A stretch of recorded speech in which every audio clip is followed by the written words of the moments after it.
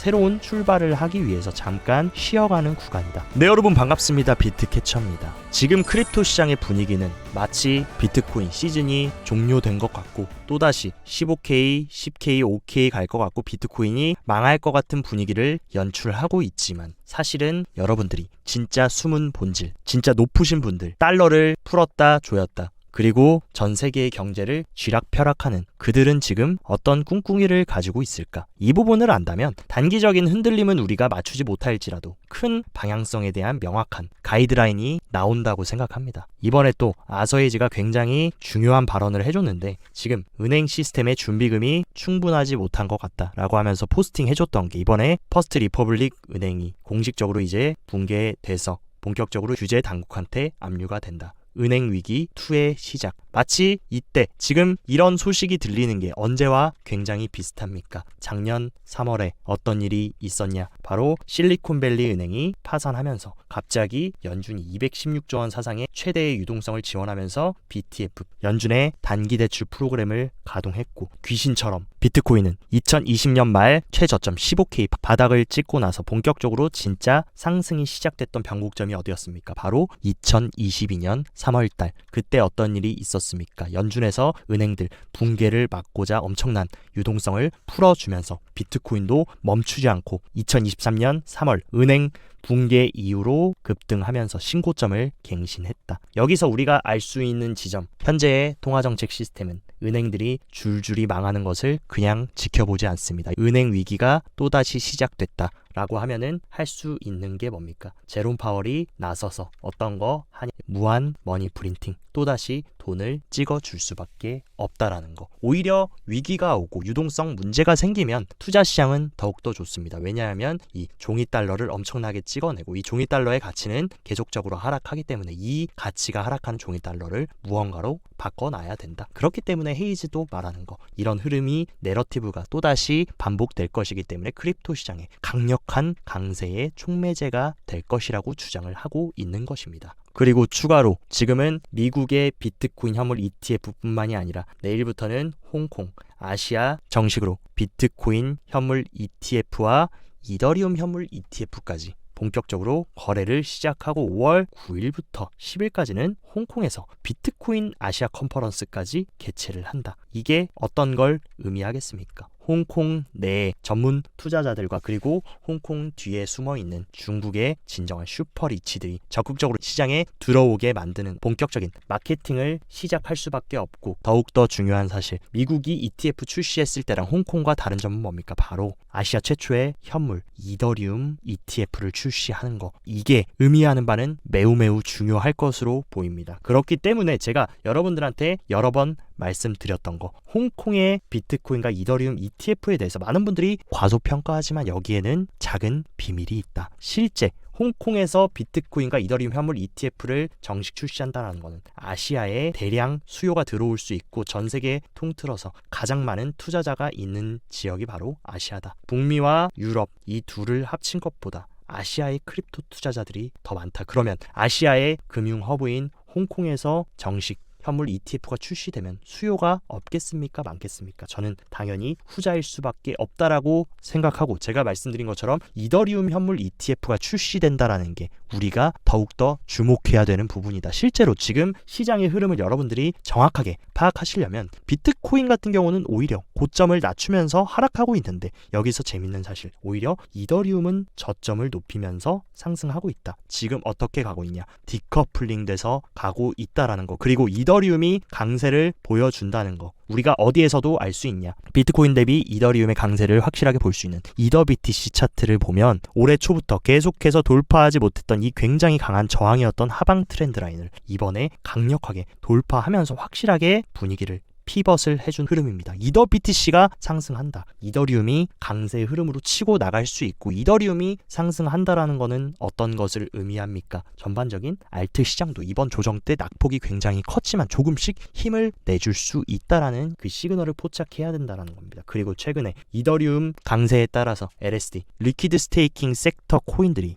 의외로 굉장히 강한 모습을 보여줬다. 이것 또한 이더리움에 얼마나 많은 대기 수요가 들어올 수 있고 홍콩 현물 ETF가 출시됐을 때 얼마나 큰 하입이 이더리움에 일어날 수 있는지를 지금 보여주고 있는 증표다. 그리고 이더리움 리스테이킹 메타의 핵심 주역인 아이겐레이어의 TVL, 비트코인 최근에 조정받고 하락하고 알트코인 대폭락해도 아이겐레이어의 TVL 흐름을 보시면 향후에 어떻게 흘러갈지, 알트코인 뭔가 끝난 것 같고 이번 사이클은 비트코인 빼고 알트코인은 하면 안 될 것 같고 이런 불안감을 조성하고 있지만 실제로는 계속해서 누군가는 매집을 하고 축적을 하고 있다라는 사실을 여러분들은 인지하셔야 됩니다. 그렇기 때문에 지금 이런 이더리움이 이상징후를 보인다. 그리고 제가 지난주에도 말씀드렸던 돈 냄새를 굉장히 잘 맡는 중국 공산당과 굉장히 연관이 깊은 저스틴 성까지 이더리움을 왜 최근 들어 계속 매집하고 엄청난 축적을 했을까? 여기에 물음표를 던져본다면 중장기적으로 이더리움 및 알트코인들이 완전히 망할지 아니면 지금 숨고르기를 끝내고 다시 튀어 올라줄지에 대한 정답은 여러분들이 더 잘 아실 것이라고 생각합니다. 그리고 또 하나 우리가 찾을 수 있는 중장기적인 방향성을 알 수 있는 힌트가 나왔는데, 블랙록이 IBIT 본인들의 비트코인 현물 ETF 펀드 이사회에 누구를 합류시켰냐? 문페이의 린지 하스웰. 근데 아셔야 되는 거, 린지 하스웰은 문페이의 최고 법률 책임자입니다. 그렇다고 하면 문페이가 어떤 걸 하는 회사인지 여러분들이 아실 필요가 있는데, 문페이는 전 세계 최대 웹3 크립토 결제 인프라 업체고 얘네들의 파트너십, 구글페이, 비자, 애플페이, 마스터카드, 그러니까 전 세계 핵심 결제 기관들과 굉장히 밀접한 관계가 있는. 근데 얘네들, 이 문페이의 최고 법률 책임자를 왜 블랙록이 이사회에 합류를 시켰을까? 여기 물음표를 던져보시면 정답이 나와 있다. 그리고 최근 수상한 움직임은 어디서도 발견됐습니까? 서클의 USDC의 백커는 바로 블랙록입니다. 서클의 USDC가 스테이블 커인 거래를 주도한다라고 비자가 굉장히 강력하게 발언을 해주고 있고, 재밌는 게 블랙록 토크나 펀드인 비들에서 핵심 기축 통화 역할을 하는 게 뭡니까? USDC다. 중간에 거래를 왔다 갔다 할 때 핵심으로 기축으로 쓰이는 토큰화된 달러가 USDC다. 여기까지 보시면 게임이 끝났다라는 것을 여러분들이 느끼실 수 있을 겁니다. 그리고 최근 들어서 서클은 시장이 불안하고 흔들리는 와중에도 USDC 발행량을 적극적으로 늘리면서 엄청나게 확장성을 가지고 가고 있다. 그리고 블랙록의 비들 토크나 펀드는 어떤 네트워크 기반입니까? 바로 이더리움 네트워크 기반이라는 거. 그렇기 때문에 여러분들이 아셔야 되는 거, 이더리움이 뭔가 망할 것 같고 알트코인이 없어질 것 같고 가격에 따라서 여러분들이 이리저리 대중을 흔드는 이 마켓메이커들한테 휘둘리면 안 됩니다. 그들은 지금 이더리움 네트워크를 통해서 세계 1위 자산운용사는 토큰화된 펀드, 실물 자산들을 전부 온체인으로 이동시킬 계획, 그리고 그 중심에는 이더리움과 USDC가 있다라는 사실을 인지하셔야 된다. 그리고 또 굉장히 재밌는 게 비트코인 시즌 종료다, 비트코인도 폭락할 거다, 이런 말씀을 하시는 분들도 계시는데 미국에서 가장 오래된 은행입니다. BNI 멜론. 그리고 가장 보수적인 은행이라고 볼 수 있는데 얘네들이 블랙록과 그레이스케일 비트코인 ETF 주식을 소유하고 있다. 얘네들 이렇게 보수적인 기관도 왜 비트코인을 포트폴리오에 구성하고 소유하고 있을까? 그리고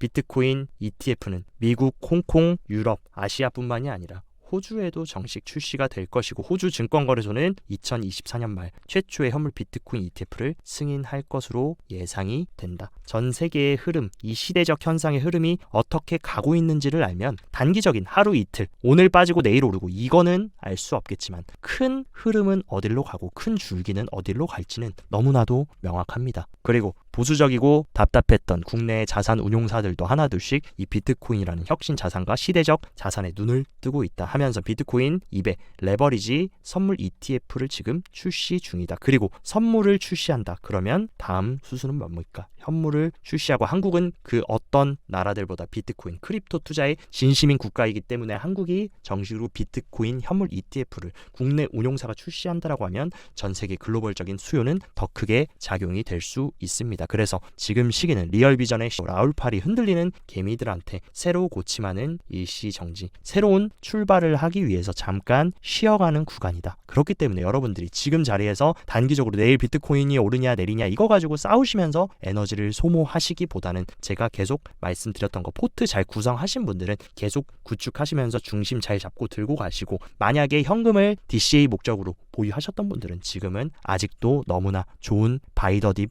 구간이라는 것을 우리한테 알려주고 있습니다. 그렇다라고 하면 캐처님 바이더딥 해야 되는데 어떤 섹터에 우리가 집중을 해야 되나요? 그것을 더욱더 명확하게 해주는 지금 데이터와 증거들이 나오고 있습니다. 지난주에 마이크로소프트와 알파벳, 구글의 실적 발표가 나왔는데 엄청난 어닝 서프라이즈가 나왔다. 근데 이 두 기업이 지금 어떤 거에 총력을 다하고 있습니까? 바로 AI, 인공지능에 총력을 다하고 있고, 그리고 애플 또한 이번에 출시하는 아이폰에 생성형 AI 기능을 집어넣겠다라고 하면서 오픈 AI와 정식으로 논의를 진행하고 있고, 구글과도 논의를 진행하고 있다. 그렇다라고 하면 AI는 단순한 거품이고 유행일까, 아니면 중장기적인 자산 시장을 견인할 핵심 내러티브 키워드일까? 당연히 정답은 후자입니다. 이런 초대형 빅테크들이 단기적으로 이런 버블, 단기적으로 한번 하이받고 끝날 유행에 엄청난 돈을 투자하고 이런 혁신을 추진하지 않는다. 중장기적으로 시장을 견인할 수 있는, 투자 시장과 자산 시장을 견인할 수 있는 섹터라는 것을 너무나 잘 알고 있다. 그리고 머스크까지도 테슬라 올해 AI에 무려 13조 원을 투자하겠다라고 하면서 중국과 함께 협력해서 적극적으로 AI 자율주행에 엄청난 돈을 투입하고 있고, 캐시우드 누님 또한 테슬라가 지구상에서 가장 큰 AI 프로젝트 투자를 늘리고 있다라고 하면서 이 말을 인용한 머스크는 또 말을 덧붙였습니다. 테슬라 지구상에서 가장 큰 AI 프로젝트다. AI 여러분들 주목해야겠습니까? 주목 안 해야겠습니까? AI가 뜬다라고 하면 AI 코인들도 당연히 하입을 받을 수밖에 없는 그런 판이 펼쳐졌다라는 것, 여러분들이 꼭 인지를 하셔야 된다. 그리고 더욱더 중요한 사실, AI에 대한 안전한 사용을 위해서 AI 미국 어벤져스 팀을 결성했는데 AI 안전보안 이사회가 내달에 첫 회의를 진행한다. 근데 여기에 포함된 이사들이 누굽니까? 마이크로소프트의 CEO 오픈 AI 샘 올트먼부터 젠슨 황, 구글의 CEO 순다르 피차이부터 AMD의 CEO 리사수까지 AI의 어벤져스 팀들이 다 함께하고, 얘네들이 어떤 거를 추진하기 위해서 미국 정부 차원에서 주도를 했던 것이고, AI 기술 확산에 대한 규제 공백 메우고 안전한 AI 사용 방안을 마련하기 위해서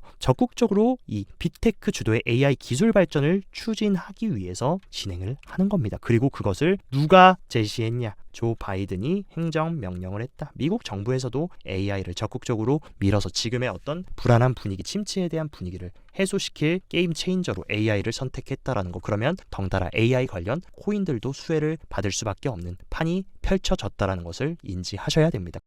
그리고 최근 흔들리는 투자자들 사이에 또 비트코인 비판하고 회의론자들, 비관론자들이 또 고개를 들고 나오기 시작했는데, 여기에 비트코인의 인생을 건 남자 세일러 형님이 일침을 했습니다. 비트코인 비판자 중에 10시간 이상 비트코인 공부한 사람 못 봤다. 비트코인에 대한 확신이 없고 투자에 믿음이 없으신 분들은 대부분 잘 몰라서입니다. 내가 만약에 비트코인 투자에 대한 코어가 부족하고 매일매일 하루하루 차트 움직임, 초단기 움직임에 내 마음이 흔들리고 비트코인 다 팔고 손절하고 도망치고 싶다라고 하면 내가 공부가 부족한 것이 아닌가라는 의심을 해보셔야 됩니다. 공부를 하시면 할수록 왜 이 비트코인이 중요한 현상인지, 이 세일러 형님이 미친 사람이라는 소리를 들을 정도로 이 비트코인에 열광하고 어마어마한 천문학적인 돈을 벌었는지 그 진실에 대한 본질을 여러분들이 깨우칠 수 있을 겁니다. 그리고 현재 자리가 어떤 자리냐, 6개월 미만의 단기 투자자들의 실현 가격, 단기 투자자들의 평단가 부근에 지금 비트코인이 근접했다라고 얘기하고 있는데, 보통 작년 1월부터 본격적인 상승장이 시작됐던 자리부터 이 단기 홀더의 실현 가격에 도달했을 때는 굉장히 좋은 바이 더 딥 눌림목 구간이었다. 그러면서 지금도 어떻게 보면 이 단기 홀더, 물론 단기적으로 60K 정도까지 추가적인 한 번 더 개미를 털어주고 완전히 전이를 상승시켜 줄 수 있지만, 단기 홀더, 쇼텀 홀더의 실현 가격까지 내려준다면 굉장히 좋은 매집 구간이 될 수 있다라는 것을 과거 데이터도 우리한테 알려주고 있고, 실제로 지금 비트코인 가격은 횡보하고 출렁이면서 뭔가 하락할 것처럼 만들어주고 있지만, 이 빨간색 비트코인 지갑수는 이런 식으로 오히려 조정이 나오고 있는데 더 급증하고 있고, 전 세계적인 비트코인 대중 채택은 가속화되고 있다라는 것을 우리는 알 수 있습니다. 그리고 비트코인은 지금 4주 5주째 계속 빠지면서 지지부진한 모습을 보여주고 있지만, 스테이블코인 시총 1위인 테더의 시총 흐름을 보시면 테더 시총은 계속해서 양봉을 만들어주면서 상승한다. 이 얘기는 뭡니까? 비트코인은 빠져도 누군가는 이 시장에 돈을 집어넣고 남들이 헐값에 던진 것을 계속 바닥에서 줍줍하고 있다. 시장의 유동성은 계속 유입이 되고 있다라는 거. 그 얘기는 손바뀜이 지속적으로 일어나고 있고, 이번 지금 이 불안한 시기, 불안정한 시기, 이 횡보, 약보합의 시기를 지나고 나면 본격적으로 지난 반감기와 너무나 똑같이 반감기 이후에 어떤 움직임을 보여줬습니까? 바나나 이펙트, 폭등하는 흐름을 이번에도 분명히 보여줄 것이다. 여러분들이 과거에 3번이나 반감기 이후에 이런 패턴을 보여줬는데 나는 난세의 영웅이 되겠다라고 하면서 비트코인이 이제 반대로 폭락할 거다. 저 같으면 이 100%의 확률, 반감기 이후에 폭등하는 100%의 확률로 베팅을 걸지 0%의 베팅을 걸지 않습니다. 그리고 현명한 투자자는 조금이라도 1%라도 높은 확률의 의사결정을 반복하는 건데 100% 확률로 반감기 이후에 대상승이 시작됐던 만큼 저는 여러분들이 훨씬 더 현명한 판단, 선택을 하실 거라고 생각합니다. 그리고 지금 자리, 과거에도 신고점을 갱신한 이후에 단기적으로 흔들림은 있었더라도 비트코인이 보여줬던 역사적인 흐름을 본다면 우리가 너무 근시안적인 현미경으로 단기적인 흐름을, 미시적인 부분에 집착할 게 아니라 조금 더 거시적으로 큰 그림을 보면서 우리가 만들어 나갈 수 있을 것이라고 생각합니다. 오늘 영상도 시청 진심으로 감사드리고 영상 도움되셨다 하시면 좋아요, 구독 눌러주시고 더 자세한 투자 전략 궁금하다 하시면 영상 하단 고정 댓글에 제가 운영하는 텔레그램 정보방 활짝 열어놨으니까 이쪽으로 입장하셔서 정보 참고하시고 성공적인 투자 이어나가시길 바랍니다. 오늘도 시청 진심으로 감사드리고 여기까지 비트캐쳐였습니다.